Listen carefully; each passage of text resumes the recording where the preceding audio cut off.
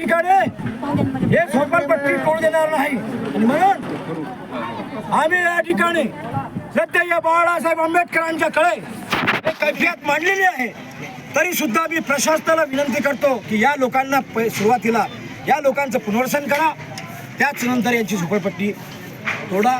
अन्यथा आम्ही या ठिकाणी प्रश्न करतो सरकारला, इथल्या आमदाराला, की आज या ठिकाणी तुमच्या मतदारसंघामध्ये ज्या लोकांनी या महाराष्ट्रात भारतीय जनता पार्टीला मतं दिले आणि सत्ता या ठिकाणी बहुमताने आणली, त्या मोबदल्यात या गोरगरिबांना तुम्ही त्या मोबदल्यात हे देणार आहे का? त्यांना उघड्यावर तुम्ही पाडणार आहे का? असा प्रश्न मी सत्ताधाऱ्यांना करतो। म्हणून या ठिकाणी आम्ही सर्व दलित, वंचित, पीडित, सर्व धर्मीय या ठिकाणी एक संघटनेतून या ठिकाणी हा लढा लढण्यासाठी आज शेगावमध्ये दाखल झालेला आहोत।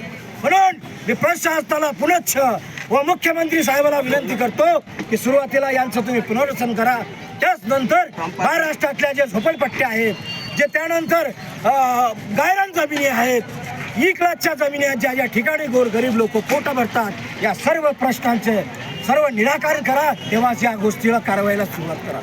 जय लवजी।